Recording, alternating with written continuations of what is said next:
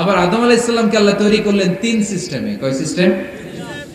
System number 1, মাটি নেয়া হলো, যেহেতু খালিকুম বাশারাম মিন তিন, মাটি থেকে তৈরি। এই মাটিটাকে কোরআন বলেছে তিনুন লাযিব, এঁটেল মাটি। কি মাটি?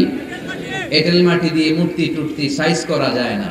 এর উপরে আল্লাহ বৃষ্টি দিলেন 40 বছর, তারপরে এটা হয়ে গেল হামাইম মাসনুন, কাদামাটি। কি মাটি? কাদামাটি।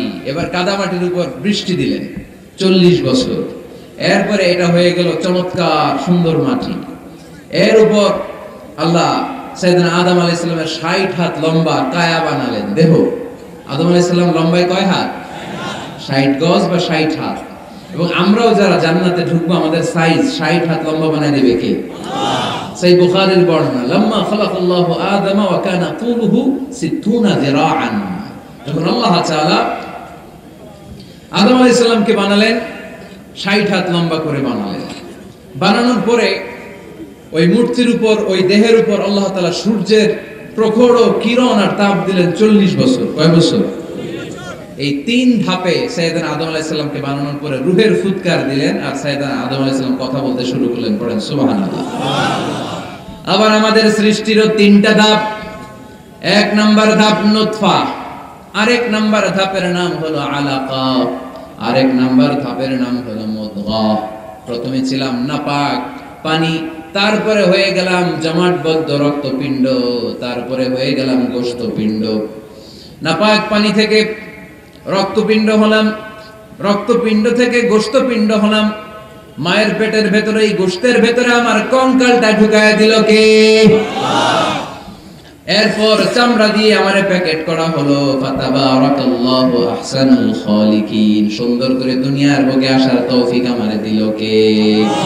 ওয়ালাকাদ খালাকনাল ইনসানা মিন সুলালাতিন মিন তিন সুম্মা জাআলনাহু নুতফাতান ফি قرارিম মাকিন ثم خلقنا النطفة علقة فخلقنا العلقة مضغة فخلقنا المضغة عظاما فكسونا العظام لحما ثم أنشأناه خلقا آخر فتبارك الله أحسن الخالقين.